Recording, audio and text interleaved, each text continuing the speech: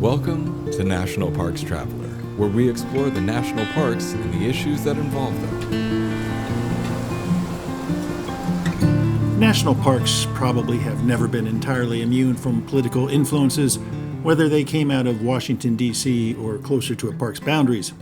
But there's an argument that can be made, one backed up by evidence, that the past 50 years have seen the most attempts to subvert the mission of the National Park Service to preserve and protect natural resources unimpaired for the enjoyment of future generations. This is Kurt Repenchek, your host at National Parks Traveler. This past week, I had the opportunity to sit down with Jon Jarvis, the 18th Director of the National Park Service under President Obama, and his brother Destry, who has a long career tied to conservation in the national parks, to discuss their new book, National Parks Forever, 50 Years of Fighting and a Case for Independence. In it, they call for the National Park Service to be broken out of the Interior Department in a bid to reduce political interference on the agency. If you missed our webinar discussion, we're running the audio of it for this week's podcast. We'll be back in a minute with the episode. Washington State is graced with 3 spectacular national parks, each different and special in their own unique ways. As the official nonprofit partner and the only philanthropic organization dedicated exclusively to supporting these parks through charitable contributions, Washington's National Park Fund has a mission to raise private support to deepen everyone's love for, understanding of, and experiences in Mount Rainier, North Cascades, and Olympic National Parks. Share your passion for these parks at WNPF.org. The Everglades Foundation, the only organization whose sole mission is to restore and protect America's Everglades. Learn more at evergladesfoundation.org. Since 1986, national park visitors have turned to the best-selling guidebook Passport to Your National Parks to collect fun ink stamps from each of their explorations. Just take your passport book to any National Park Visitor Center or park store and get your free ink stamp with the date and location of your visit. Personalize your passport even more by adding stickers, logging your favorite hiking trails, and mapping your next adventure. You can also show off your love for our national parks with passport-themed apparel and accessories. Best of all, 100% of proceeds from the Passport program support your national parks. Stamp your passport as you capture stories, preserve memories, and discover America's natural and historical treasures. Full of stunning photography and thought-provoking reads, Smoky's Life is a biannual magazine produced by Great Smoky Mountains Association. Members receive it free of charge each spring and fall, and it is available for purchase in retail stores throughout Great Smoky Mountains National Park and online at smokiesinformation.org. Hi, welcome to tonight's conversation about parks and politics. I'm Kurt Repenchek, the host and editor-in-chief of National Parks Traveler. The Traveler is a 501c3 nonprofit media organization that focuses its coverage on national parks and protected areas. And we depend greatly on reader, listener, and viewer support to get our job done and provide you guys with the latest news and information about national parks and protected areas. All our content is free, and we hope that you'll like what you read, listen to, and watch and support us with a donation. Now, for the next hour or so, we're going to be talking about parks and politics. I'd venture that politics is not something that most of the roughly 300 million people who visit our national park system every year think of when they're planning their vacations, but politics definitely do impact those vacations. To drive that point home, we have 2 elder statesmen from the conservation/environmental movement who have endured and navigated politics through the more than 90 combined years that they've worked in that world. Jon Jarvis, of course, was the 18th director of the National Park Service under President Obama, and his brother Destry has had a long career working for the parks, first with the National Parks Conservation Association, later inside the Interior Department under the Clinton administration, and as a consultant thereafter. The 2 Jarvises have collaborated on a brand new book, National Parks Forever, 50 Years of Fighting and a Case for Independence, and are here tonight to discuss it and their vision for how to minimize, at least, political influences on the National Park Service. Towards the end of our conversation, we'll have some time for questions. But for now, I'd like to welcome Jon and Destry to our webinar tonight. Yeah, thank you, Kurt. And thank you for hosting this. And thank you for hosting the National Parks Traveler. It's been great to create a conversation around the future of our national parks. Well, thanks, John. And that's what the Traveler is designed to do exactly. And we strive every day to accomplish that.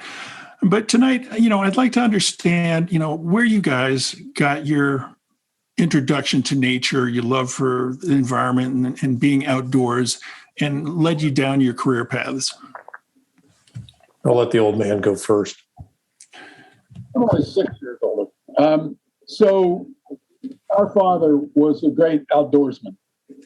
And though I don't think we knew it when we were growing up, he was in the FDR Civilian Conservation Corps for a year and a half in his late teens and early 20s, and developed some serious outdoor skills, woodwork and rock craft and so forth.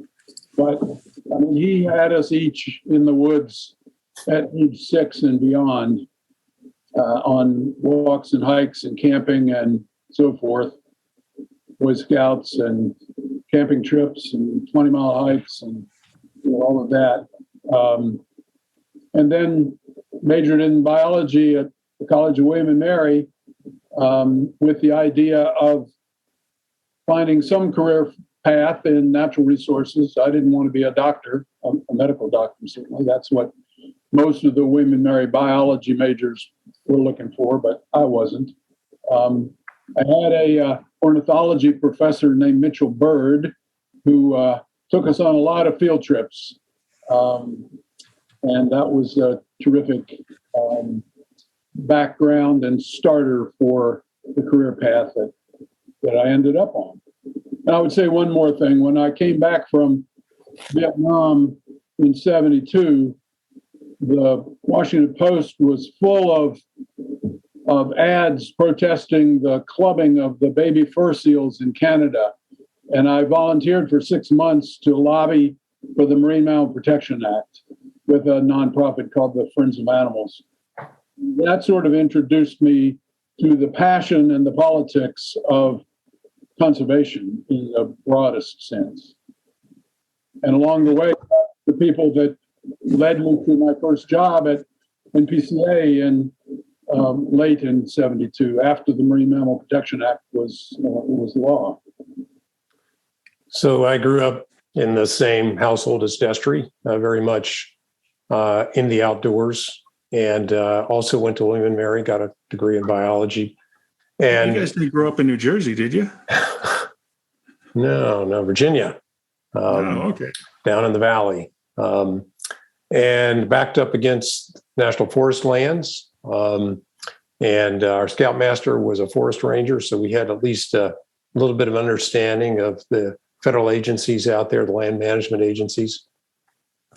When I graduated from college, I took off out west and hit a bunch of the national parks, just as a tourist, a camper, a hiker experience. Came back to DC and crashed at Destry's place where he was working for NPCA at the time.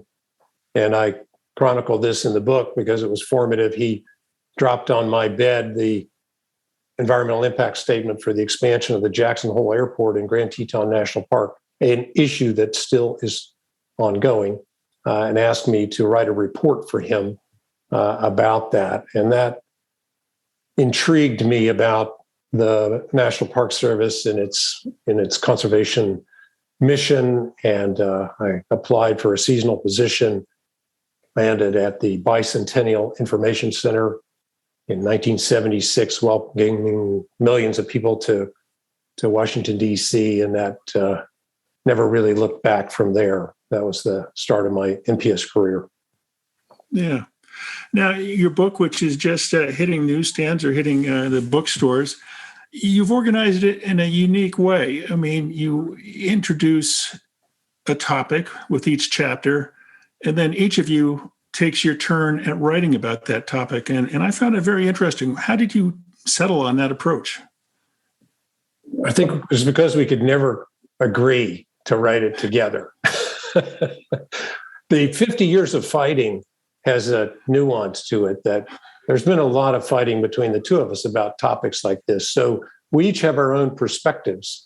And we thought that writing it in two voices, coming together at the beginning, coming together in a conclusion, but then having the two voices was a unique approach.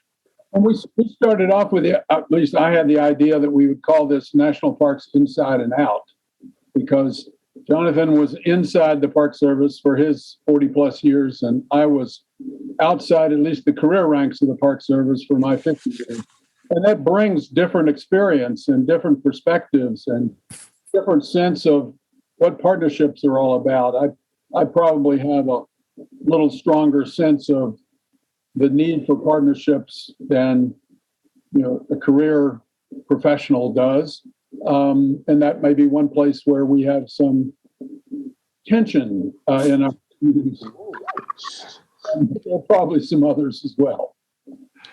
Well, I thought it was a very unique approach because, as you mentioned, Destry, it's in some aspects you provide the inside perspective of the sausage machine, and then Jon is out there living it and dealing with it on the ground. And the two pieces that come together just was really interesting. A great approach, I thought. And for anybody who wants to know more about the National Park Service and politics, I mean, there's so much institutional knowledge that these two guys provide in this book. It's just incredible. It would take more than an hour to go through each of the cases of political interference that Jon and Destry lay out in this book. And I'm going to try and touch on a few and get them to tell some of the stories that they write about. But Destry, James Watt, Bill Horn, Bill Mott, the management policies, as well as ANILCA, the Alaska National Interest Lands Conservation Act, your memories of those battles and those individuals must be as fresh today as if they happened yesterday. Well, I'm also a pack rat, so I have files. I have copies of all of Bill Horn's memos to Bill Mott, and he was trying to rewrite the purpose of the national parks idea, and lots of other things associated with that period.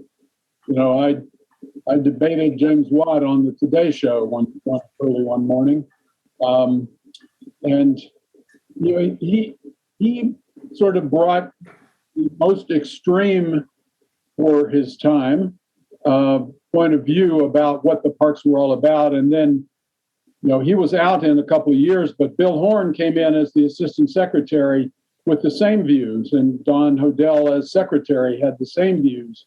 But Horn was the one who really bore in. And frankly, the only way the Park Service survived was that Bill Mott fought them tooth and nail every step of the way. Bill had been in the Park Service. He was a career park man before he was ever director. He was Ronald Reagan's state park director in California. And he was a board member of mine at NPCA before he was director. I picked him up at Dulles Airport when he flew east to be the director. And he had his 10-point plan on the back of an envelope that he read me as we drove into town. The management policies in that period went through about 20 iterations, with Horn going one way and Mott going the other. There's one quote of Horn's that we have in the book that I can't resist reading. And they were talking about the definition of impairment, the sort of non-impairment standard. And Horn says, the revision to management policies should be guided by the principle that resource protection and providing visitor enjoyment are co-equal mandates. I think this is one place where Jonathan agrees strongly. They are not co-equal mandates. Even a rational interpretation of the Organic Act says they are not co-equal mandates. Preservation comes first, and use that is compatible or does not cause impairment comes second. There's always room for preservation, but it's got to be based in preservation of the use to begin with. And for those who aren't familiar, the management policies is, Jon, you could probably put it best, but it's kind of like the superintendent's rule book, right? It sits on their desk, and if they're kind of lost over which direction to go. They pick up the management policies, and it gives them the guidance they need. Is that right? Yeah, I wrote in the beginning of the management policies chapter, management policies is an official document. It's the IKEA assembly instructions cookbook on how to run a park for dummies.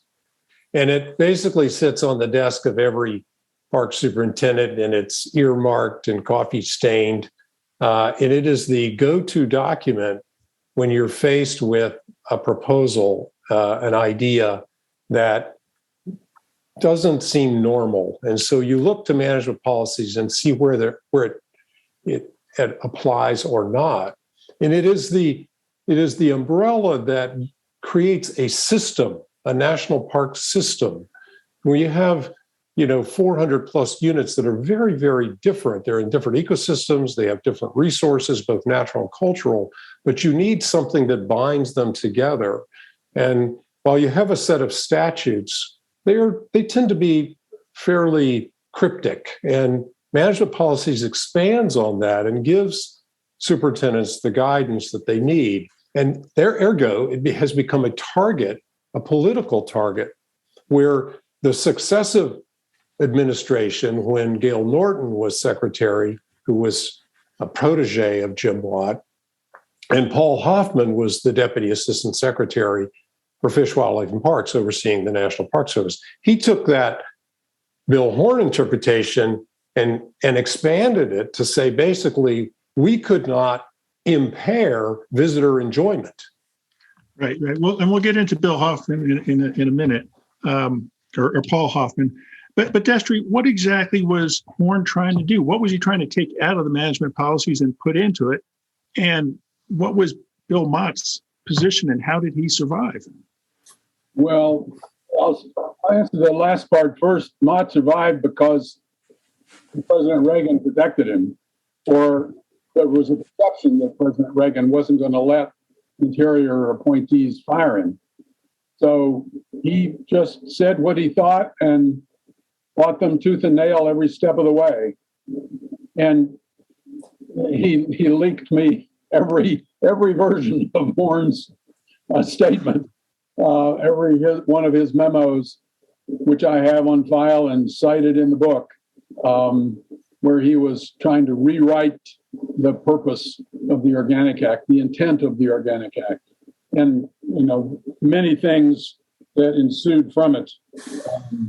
One of the things that he liked to say was that they had a responsibility to the Park Service, the parks have a responsibility to protect the visitor enjoyment. So therefore, things like protecting the scenic qualities of Yosemite Valley were important, but the health of the mule deer herd was not. And that was an explicit statement. So, it went downhill from there very rapidly throughout their time in office. And those kinds of pulls and tugs, I think another point we make in the book is that largely didn't exist for the first 100 years of the Park Service, or of the parks, from 1872 to 1972. And it all changed in December of 72 when Nixon fired Director Hartzog. First time a president had fired a director of the Park Service, and instituted two other fundamental changes that have reshaped the politics of the parks that are still in effect. One was to empower the assistant secretaries with line authority over the bureaus. Prior to Nixon, assistant secretaries were staffed secretary. They went on assignment to do things the secretary wanted, but they had no line authority over the agencies. They didn't have authority to approve things. They didn't really have authority to disapprove things. They were in the way, but Nixon changed that. He empowered the assistant secretaries through executive order to be in charge of the bureaus. And that was reflected in creating the Office of Management and Budget in the White House, OMB. Before that, it was just the Bureau of the Budget. And it was all about the money, and the money is important. As Hartzog said, show me your budget and I'll tell you your policy. But I think giving OMB and therefore the assistant secretaries management power, that also created in each department an assistant secretary for policy management and health. So those kind of insertions of senior politicians over the senior career officials of the Park Service have intentionally often ground them to a halt and sometimes made horrendously bad decisions and changes in direction for the Park Service. Yeah. Now, John, while your brother was in Washington dealing in the meeting rooms and the argument rooms and whatnot with all the politicians and the various advocacy groups, you found your way up to Alaska and Wrangell St. Elias National Park and Preserve and kind of found yourself in a whole different type of political world, no? Yeah. And I'd always wanted to work in Alaska and had an offer earlier in my career, but declined, and then landed Wrangell St. Elias, largest park in the system, 13 million acres, an Anilka park. And I like to say that while the conservation community, much of it led by Destry, and then established Anilka through Congress, and then we had to figure it out, how to implement it on the ground. We used to joke we were like Talmudic scholars trying to reinterpret what they meant in Anilka on issues like subsistence and access and the role of the state and others. So it was complicated. Plus, I had the three amigos up there: Ted Stevens, Frank Murkowski, and Don Young, all of whom had adamantly opposed the establishment of the parks in Alaska, and had their own view of how things were to be managed, and were frequently on the phone with me or dragging me before a hearing or whatever. I will say Ted Stevens would beat us up in the hearing and then sneak us money behind the scenes to do projects. He was pretty supportive behind the scenes. Frank just liked to fight, as did Congressman Young. And then the local politics were fascinating with the local community, and I found myself totally immersed in the Native community, the Native Alaskans, who, they were never displaced as in the lower 48. So most of their rights were retained. And I found myself quite supportive of that and seeking ways to enrich the park through their continued cultural association, their travel, their hunting, their subsistence activities, just different than the lower 48. And I certainly learned a lot through that process of the local politics and the local communities. What was really interesting, from my perspective, was just you're up there in Alaska and you had some of the similar situation down in Washington State when you later moved to North Cascades. But a lot of those meetings with the locals, sometimes they'd be in bars and the patrons would be armed.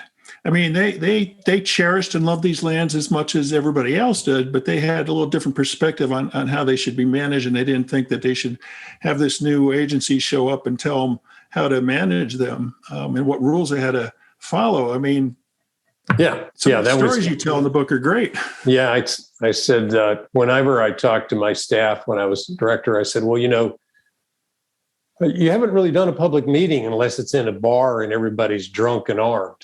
And they're not happy about your message. And I did a lot of those in Alaska, and actually, in a bit of masochism, I enjoy them. I actually really enjoy interacting in those situations with people. And I think at the core, what we sometimes forget is local people like that really do care about the place. They care about it in many similar ways that we do. They just don't necessarily like the federal government telling them what they can and can't do. And so one of my mentors, Bob Barbie, who was the regional director up there, used to say, any idiot can say no. It's a lot harder to figure out how to say yes. And so one of the things I worked on was, and I will say also that the conservation community also had a little bit, no offense to my brother, skewed view of what ANILCA said. They hoped it said something, but often it didn't. For instance, the subsistence Title 11 was written originally to give subsistence rights to native Alaskans, but at the last minute, it was converted to local rural. And that includes non-natives had subsistence rights within both the park and the preserve, the park and the hard park, as they call it in Alaska. And so the Park Service had to figure out who's local and what the season of bag limits really were for take of moose, caribou, bear, wolf, all of those things. And it's a different world. Yeah, it certainly sounds like it. Now, we'll jump up to 2006. We went through the 70s and Bill Horn's attempts to rewrite the management policies. And 2006, I believe, was the last time that the management policies were rewritten or revised. And at the time, that's where Paul Hoffman comes into play. And Destry, you note in the book that in September 2005, a federal judge ruled in a case involving Canyonlands National Park, I believe, and he held that the 2001 version of the management policies were an agency document intended to carry the force of law. Now, in January of 2006, the U.S. Court of Appeals in Washington, D.C., ruled that the management policies were, quote, a non-binding internal agency manual intended to guide and inform Park Service managers and staff. There is no indication, the court pointed out, that the agency meant for these internal directives to be judiciously enforceable at the behest of members of the public who question the agency's management. Now, did that ruling pretty much give fuel to Paul Hoffman's approach to rewriting the management policies and what he thought they should say? No, I'm sure he never read a court opinion before.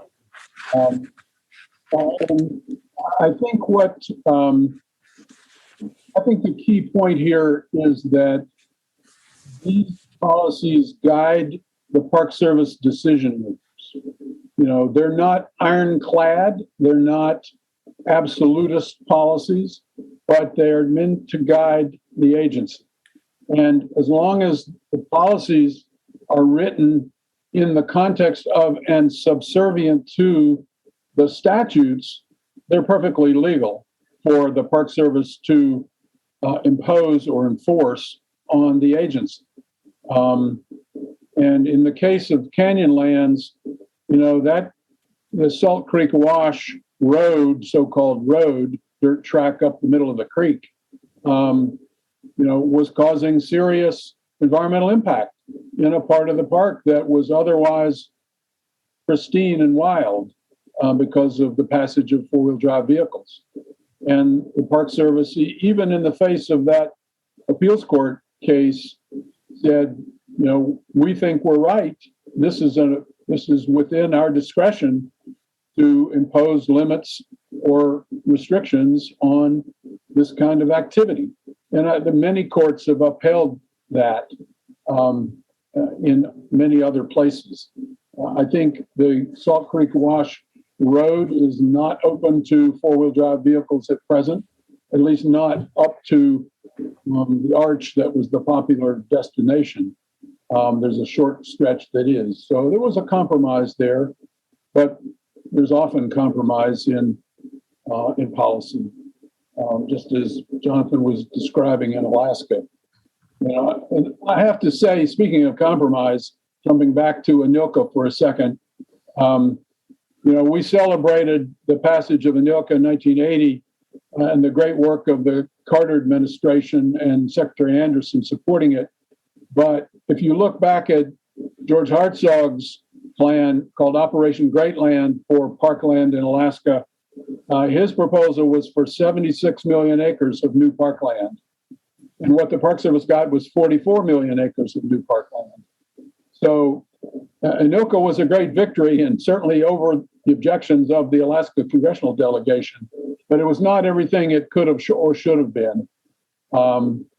And, legislative compromise used to be the art of legislative process. We don't see that as often anymore. It's absolutist. But in those days, people sat down and negotiated, and on all sides, and came out with something that made more people than not happy, at least outside of the state of Alaska. Yeah, we'd like to see compromise work from time to time. Now, Jon, you took a rather bold stance in your official comments on the Hoffman draft, I believe. You wrote in part that the draft was, quote, the largest departure from the core values of the National Park Service in its history, posing a threat to the integrity of the entire system. Why was it such a great threat?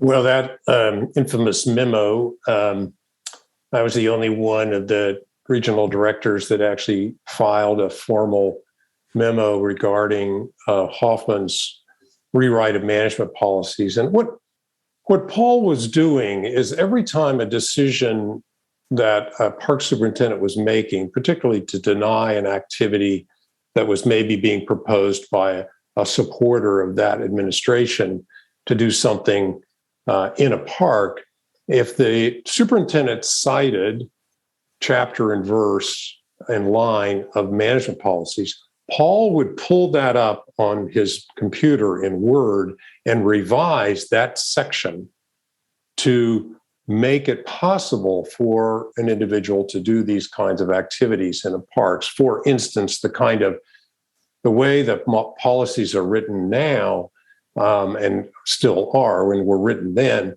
is that the onus on a proposal, the onus falls on the proposer to prove to the National Park Service this would have no significant impact.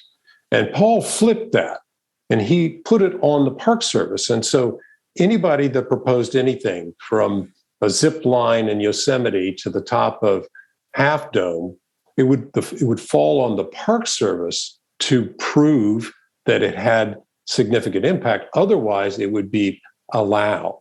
And so he was basically opening the door through a rewrite of policies to all kinds of inappropriate activities just because they were being proposed. This is a straight line from Horn's interpretation as well.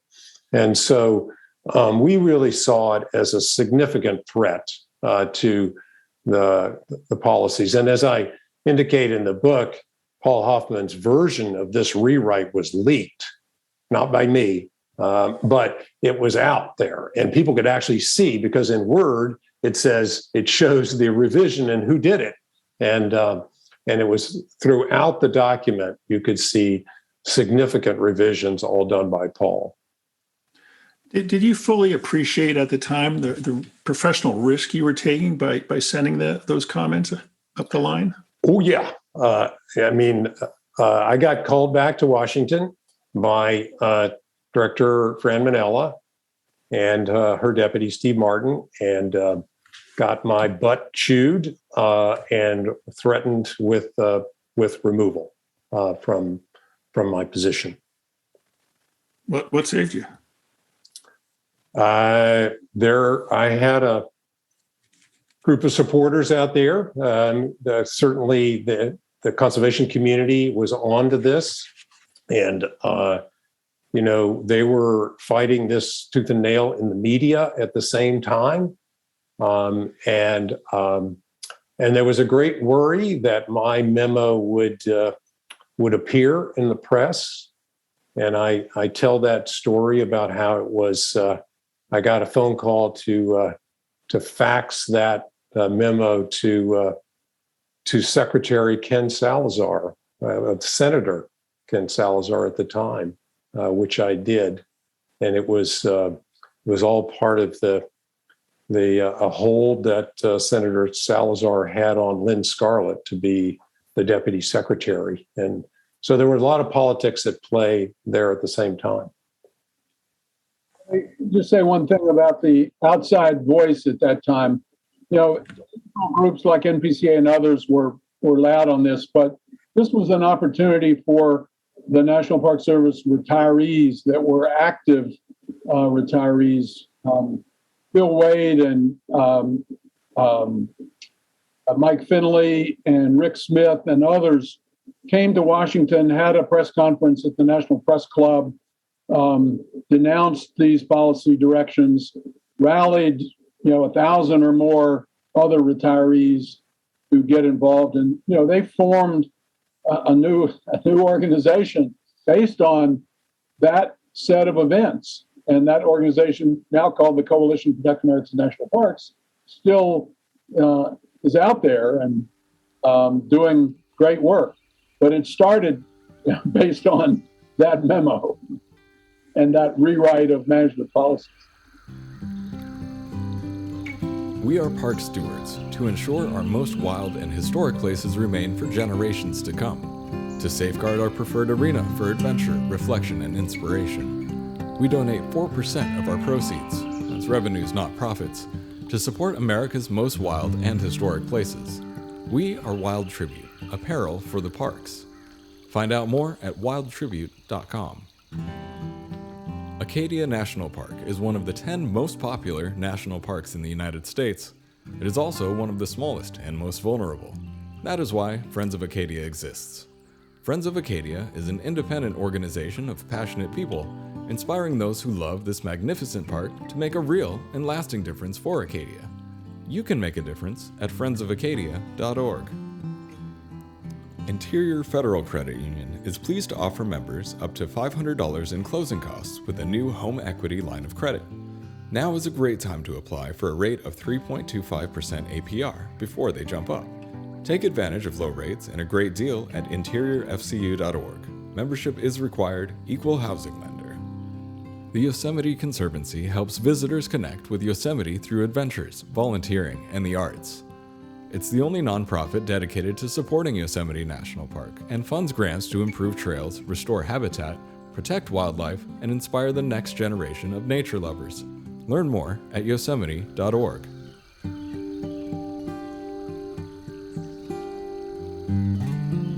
Now jumping ahead to the Obama administration, of course, John, you were appointed the Park Service Director by the President and confirmed by the Senate. And one of the efforts you pushed through was basically to restate, in my opinion, to restate the Park Service's science mission. Is that correct? Is that a good synopsis? Well, I was the first director to have a science advisor, Dr. Gary Mackless, and I wanted someone, that was from the academic griddle, that did not have supervisory or budgetary or line authority, that could, speak truth to power, and really particularly in regard to science. And I think, Destry and I are not scientists, but we have a background in science, and we understand its value to the management of the national park system. And, Destry led the effort to get a scientific science mandate in legislation, something the Park Service did not have. And we began the process of really sort of infusing that directly on issues of climate change, on more park-specific issues like bison in Yellowstone, and so many of the other issues at the same time, and all of that sort of culminating in Director's Order 100 and the Revisit Leopold report. Is it safe to say that George Mendez Wright really started moving the Park Service in the science direction? And then, he died in that tragic traffic accident with Roger Toll. Was there a big gap in the Park Service's approach to science between his loss, his death, and your directorship? Or is that overstating things? Well, I would say there was a big gap from when he tragically was killed in the car accident in the 30s. And then it sort of restarted in the 60s with the creation of the cooperative park study units, the relationships with universities, and we began to hire some scientists back into the service, but there was a big gap there.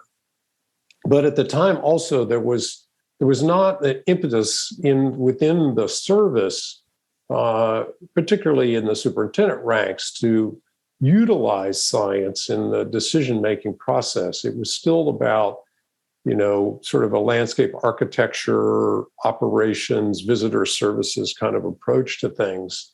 And it really wasn't until the sort of late 80s that we got into the natural resource challenge. But I would say it was a slow progression, starting maybe in the 60s, 70s, and then leading up to sort of where we are today, where we've got a lot of folks in the Park Service with strong science and cultural resources backgrounds to lead the agency.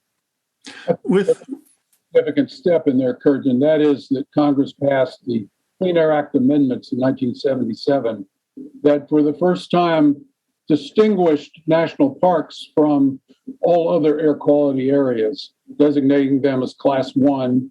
The basic provision of law called for prevention of significant deterioration of air quality and singled out protection of visibility, meaning scenic views in the eyes of the Park Service, as a standard of science and management.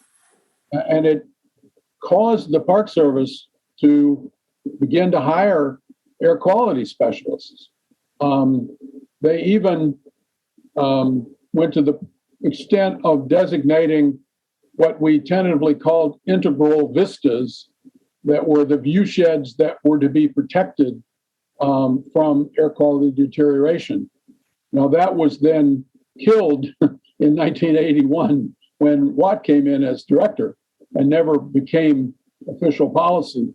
But the law is there. Class 1, all the national parks at the time in 77 are Class 1.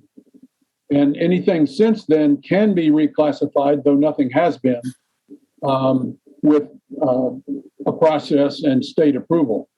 So that was a significant move in the science direction in the 70s. I wasn't going to go down that road because I didn't think I'd have enough time, but Class 1 air quality status, Chaco culture was an exception to that, no?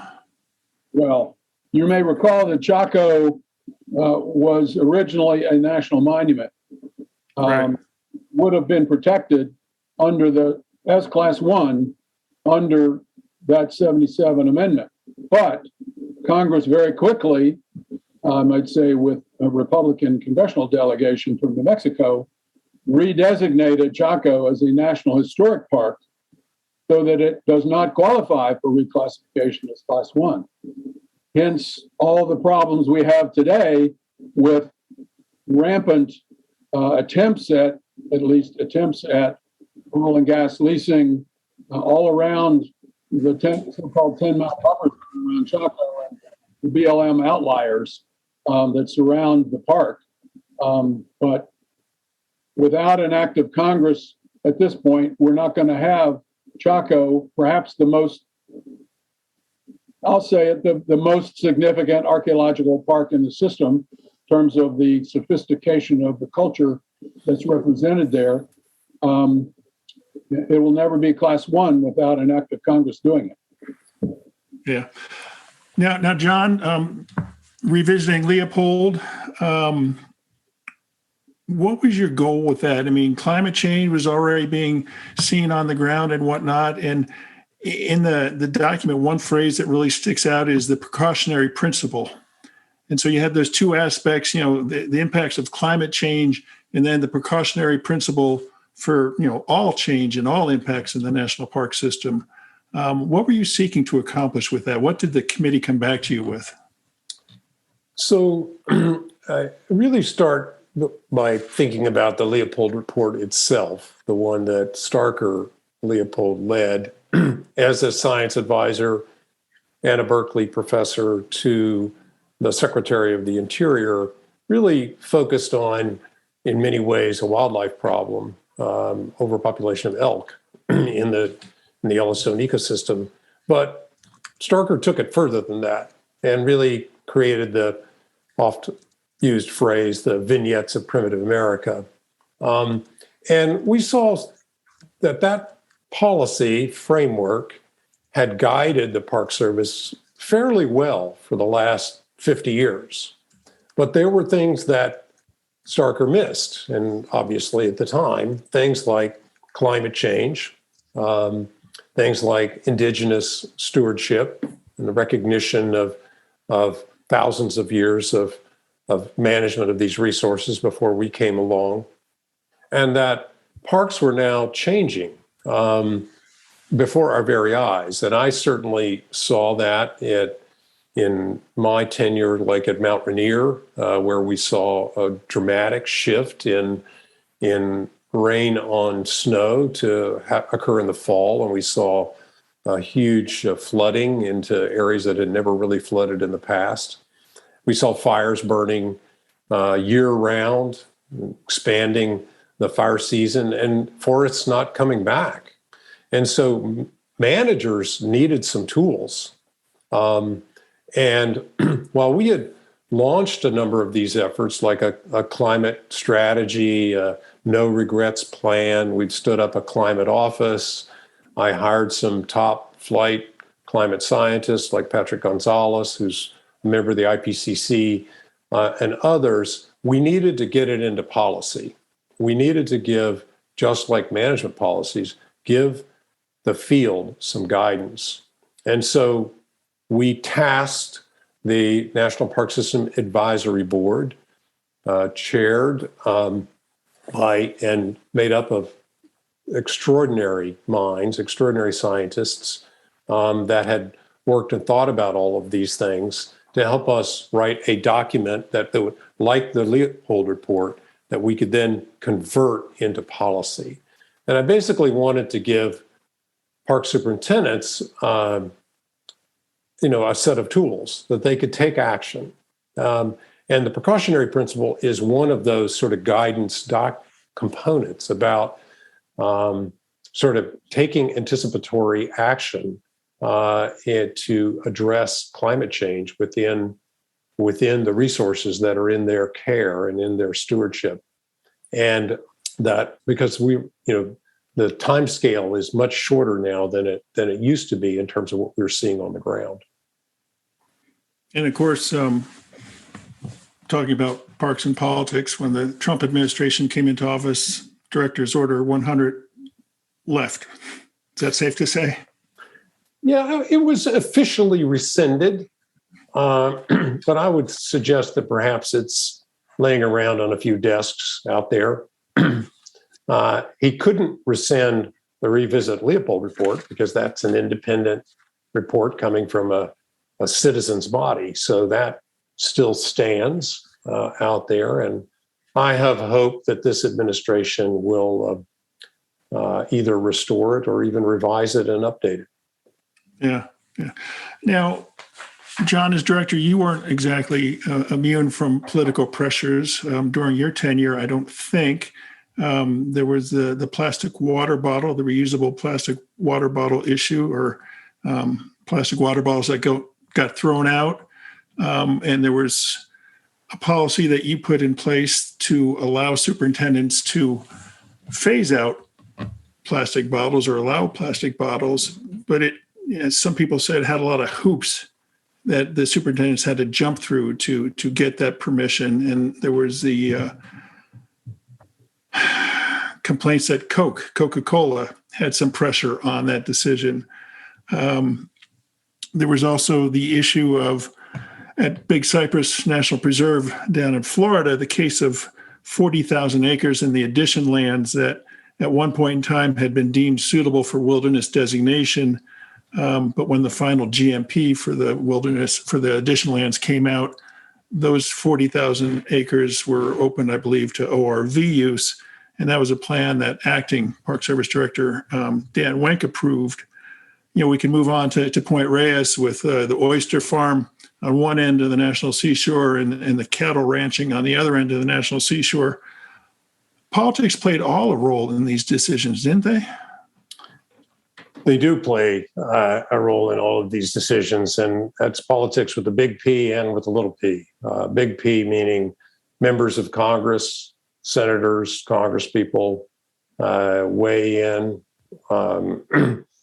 Speaking of Florida, when we were proposing a no-take fishing area in Biscayne, every member of Florida's congressional delegation called me personally to ask that we not do it.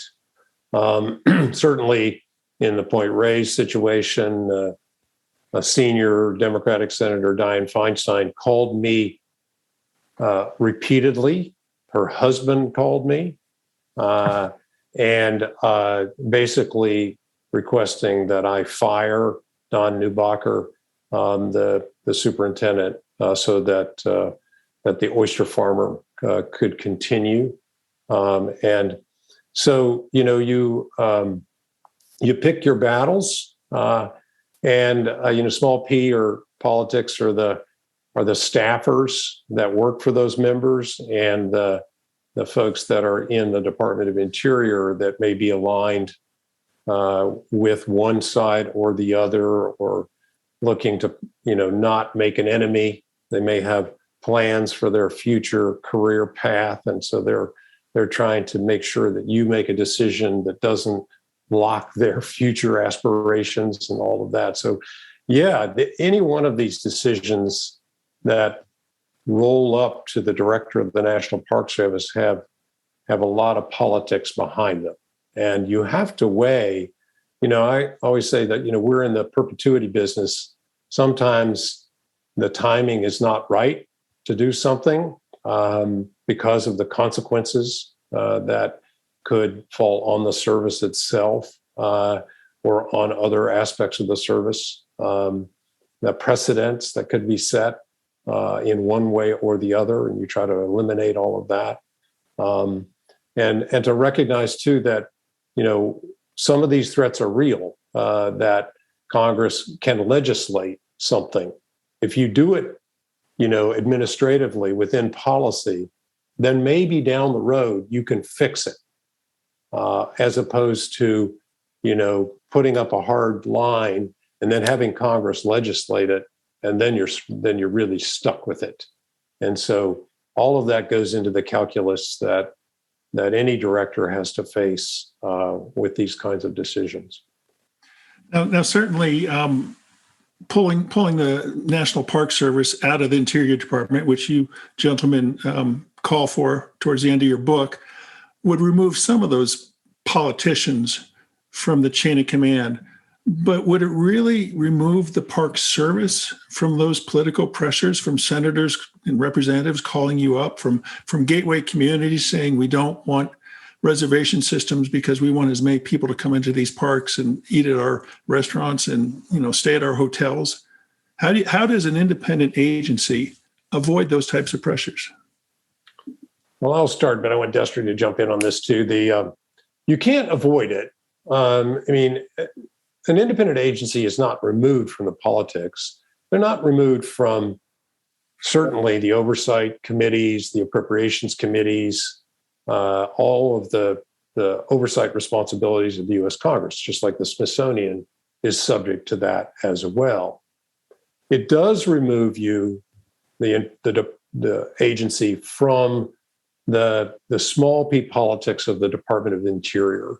So when an administration changes, the Department of Interior is about 70,000 employees, roughly. They bring in 100 politicals, come in at the top, and they are all aligned to the secretary to the White House. And it's a mixed bag. There'll be assistant secretaries, as Destry pointed out, deputy assistant secretaries, management assistants, and all of those. And their knowledge of the mission, the value of the National Park Service is they may not know the Park Service from the Boy Scouts. I remember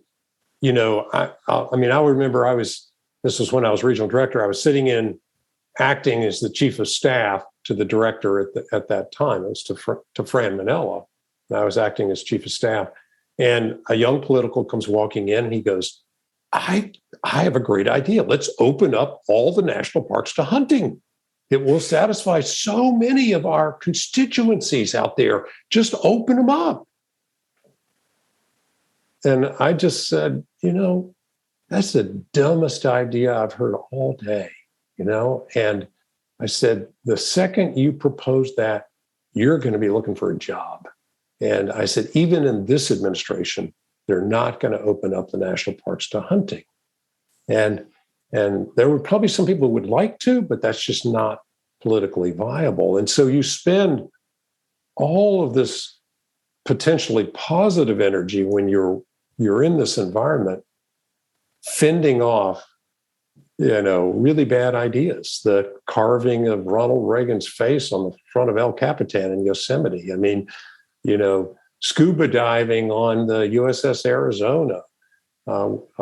Just every day there's all these things that boil up from these politicals, and getting that out of the way, and also the flipping that you would see. And I think the Trump administration is probably the best example of the political influence that can happen.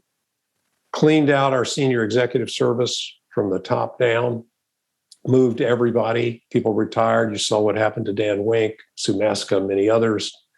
No director for 4 years, nothing but actings. Leaving the parks open during the government shutdown and all of the ensuing damage associated with that. And many superintendents were pulled back to Washington and read the Riot Act about speaking to the media about anything controversial. So they're just a long laundry list of, and all of that was coming out of the executive branch, not coming out of Congress. Yeah. Destry? Well, I would just say we don't expect or intend to get rid of politics. There's no question about that. But I will use the example of the first midterm in the Clinton administration when there was a complete sweep of control from Democrat to Republican in the Congress. Newt Gingrich became Speaker of the House and issued his contract, what I called Contract on America, Contract for America. And Congressman Jim Hansen, the chairman of the Parks Committee, introduced legislation to establish his Park Closing Commission. They were going to set up a process to get rid of every unit of the park system that didn't have a real purpose from their point of view or enough visitation to justify their existence. And they reported that bill out of committee, but they lost badly on the floor. They tried to bring it up under suspension and lost. That means a majority of Republicans opposed it. They tried to bring it up as a straight vote and lost again. They tried to add it to the budget and lost. So the support of the American people, the popularity of the national parks is its great bulwark against excessive politics being successful. That's not going to prevent administrations from trying. But Bill Mott could have been one of the greatest directors in Park Service history, but he had to spend all of his time fighting the petty politics of the department. And so the Park Service needs to get away from some of that. It used to be, prior to the Reagan administration, the Park Service was allowed, independent of the department, to file a legislative report on what it professionally thought about any piece of legislation, irrespective of what position the administration took. That didn't prevail necessarily in the administration's position, but it was known what the Park Service thought from a professional point of view. I want to get back to a time when the Park Service can express publicly its professional views and let politics fall, let the chips fall where they may. And I will guarantee you 90% of the time, the American people are going to come down on doing what's right for the preservation of the national park system. And the politics, the partisan politics that we've seen in the last 50 years will not prevail. Let's hope not. We're almost out of time, but I did want to try and get a couple questions in. One question is, after listening to your discussion and working in the Park Service for 10 plus years, it seems like the type of monumental change that we saw in Alaska can only come from the top leadership or from outside the Department of the Interior pressure, such as from the media or the elected officials. So what do you recommend current employees of the Park Service do moving forward to see your vision come to fruition? Yeah, I'll start. Well, first of all, to all the Park Service employees that are out there listening, thank you for what you do every day.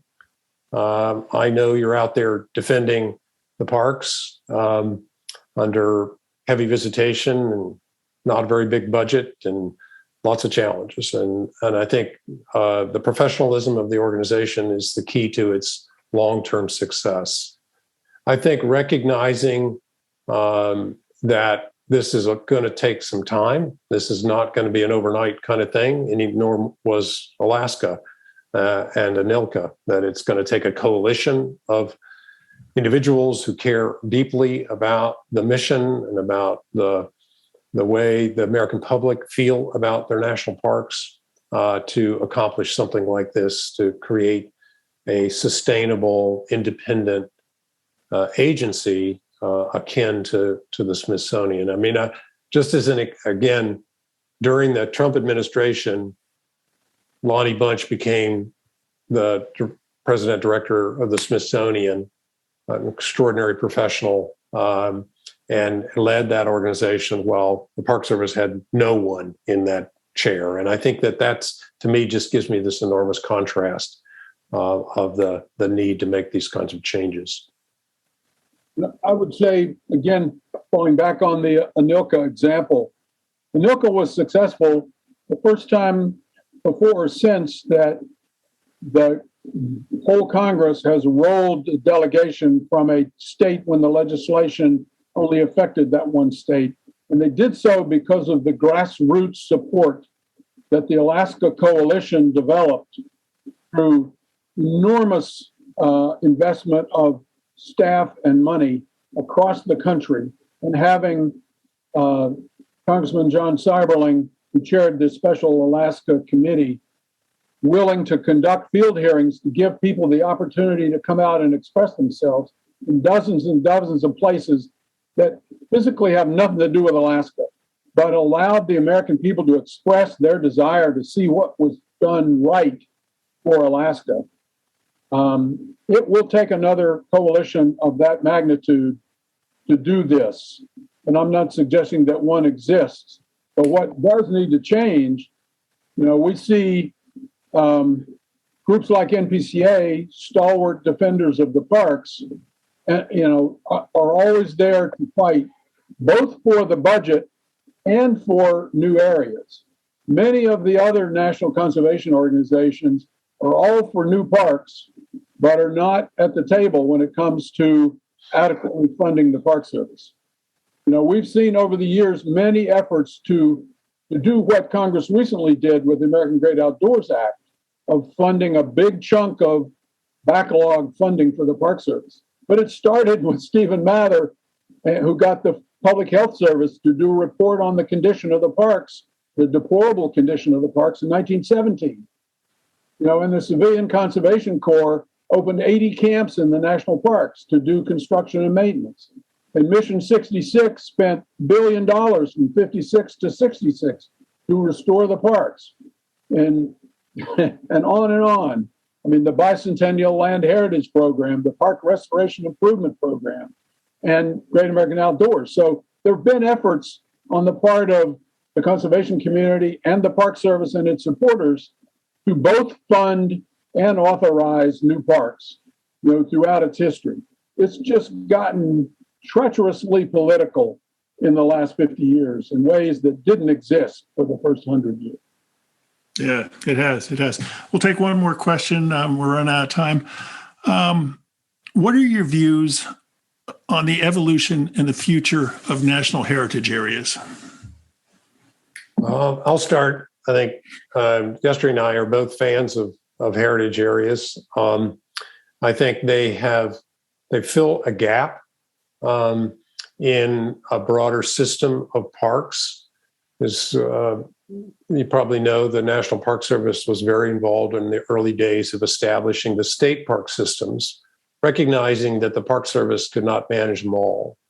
And then there are places now that I think the heritage areas fill that space in that gap where communities, towns, and rich natural and cultural resources need to be preserved, but not necessarily with an overlay of a national park unit.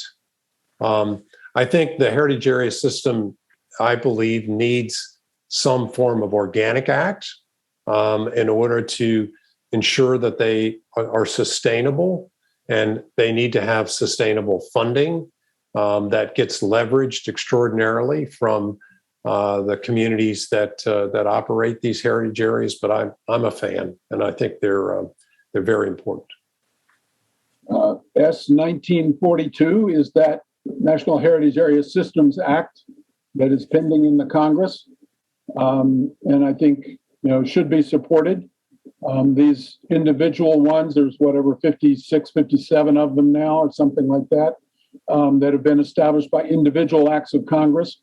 They were originally called, Ronald Reagan signed the first one, the Illinois Mission Canal, and said it's a new form of national park. And the ones that have been established since then, they're not national parks, but they bring a level of land use planning and cohesion and vision to particular landscapes that they didn't have or that were not effective in espousing their values before that designation.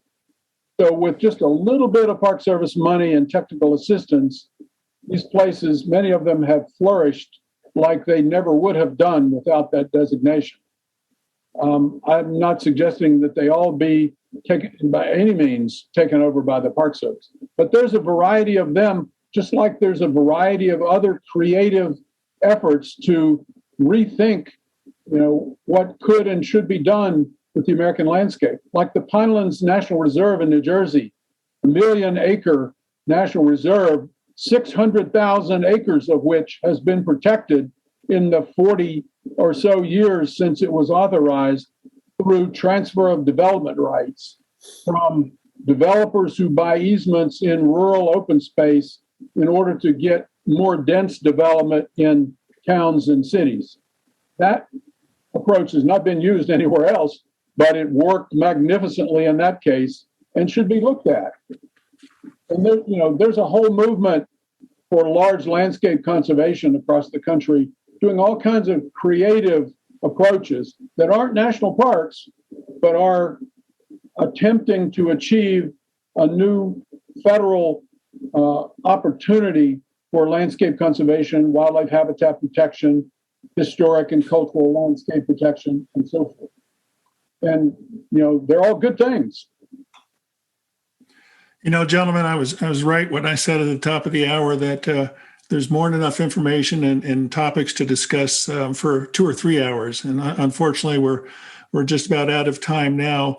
One of the questions I was curious to ask, I didn't get around to, and I'm sure many other folks have questions. And when they get your book and read through it, they'll be amazed at some of the stories that you tell about how things transpired, but they'll also come up with their own questions. But I guess I'd like to close this with, is Congress ready? Is there interest in Congress to see this happen? Not today. Yeah, I think, Congress moves at times to do good things. They fully funded the Land and Water Conservation Fund, the Great America's Outdoors Act. And those were built over time by smart politicians on the Hill, people that know how to move big pieces of legislation forward. But they don't move them without broad public support. And I think what's really interesting to me is that, in these times when there are so many negative things that are creating anxiety in our lives, whether it's climate change or inflation or the war in Ukraine or COVID or whatever. The parks are up there as something that can inspire us. And there is a new future for their long-term sustainability, their long-term protection. And we need the agency itself. We need all of its advocacy organizations. We need the public. I mean, the 300 plus million people that go to national parks are not all Democrats. They are a broad spectrum of American citizens and international citizens. And there needs to be a clarion call to take action to get this done, so that for the next 100 years, we can be assured that this set of resources really are truly protected and managed sustainably and well for future generations. When Bruce Vento was chairman of the Parks Committee in the House, God rest his soul, he held a hearing at which former director Bill Whalen testified about making the Park Service an independent agency. And it takes leadership from the top. Right now, there's no Bruce Vento, there's no Phil Burton, there's no Dale Bumpers, there's no Scoop Jackson, and lots of other people that have played seminal roles in the evolution of the national park system. And it takes time for those people to get knowledgeable enough and enthused enough about new directions to make things happen. And that's not going to happen this year. But the windows of opportunity, the pendulum, swings back, and there'll come a time when this idea works. Well, gentlemen, thank you so much for your time this evening, and certainly your book, as it circulates around, will hopefully spur some wider conversations about what exactly politics are doing to the National Park System and the National Park Service. Again, National Parks Forever, 50 years of fighting in a case for independence. Gentlemen, best of luck with your book. May it become a bestseller. Good to see you, Wally and Jerry. Next month on National Parks Travelers webinar, we're going to continue talking about the National Park Service with another important issue about funding and the lack of funding in many areas. So we hope you'll see us next month. For The Traveler, this is Kurt Repenchek. That's our show for this week. We hope you enjoyed it. Next week, we celebrate the Memorial Day weekend, the official kickoff to summer. Have you laid out your plans to visit the National Park System? I'm certainly working on mine, but there certainly are lots of options. Let's compare notes after Labor Day to see how we each did. For The Traveler, this is Kurt Repenchek. See you in the parks. The Grand Teton National Park Foundation is a private, nonprofit organization that supports projects that protect and enhance Grand Teton National Park's cultural, historic, and natural resources. By funding initiatives that go beyond what the National Park Service could accomplish on its own, Foundation donors improve the visitor experience and provide benefits to the National Park System for decades to come. See their successes at gtnpf.org. The Blue Ridge Parkway Foundation is the primary nonprofit fundraising partner for the Blue Ridge Parkway. It is made up of people who have a deep love for this majestic road and want to ensure that its natural beauty and the experiences it offers endure for generations to come. Show your appreciation at brpfoundation.org. Whether it be strategy, business planning, change management, board development, executive search, or diversity planning, Potrero Group is here to help. They mix a depth of experience in the parks and land space with the breadth of best practices from other industries. For more information or to schedule a preliminary conversation, go to potrerogroup.com. Potrero group.com. The composers and musicians at Orange Tree Productions have created a unique collection known as the National Park Series that has grown to include more than 30 CD titles. Composed against the backdrop of a park's sounds of nature, These musical scores will connect you with these beautiful places and take you there, at least in your mind. This collection is the #1 selling national park audio series in the world and provides the background music for National Parks Travelers podcasts. Visit them at orangetreeproductions.com. Editing and production work for the National Parks Traveler podcast is done by Splitbeard Productions. You can learn more about us at splitbeardproductions.com. National Parks Traveler is a 501c3 nonprofit media organization that provides daily editorial coverage of national parks and protected areas. Traveler's coverage is made possible by reader and listener donations. Visit nationalparkstraveler.org.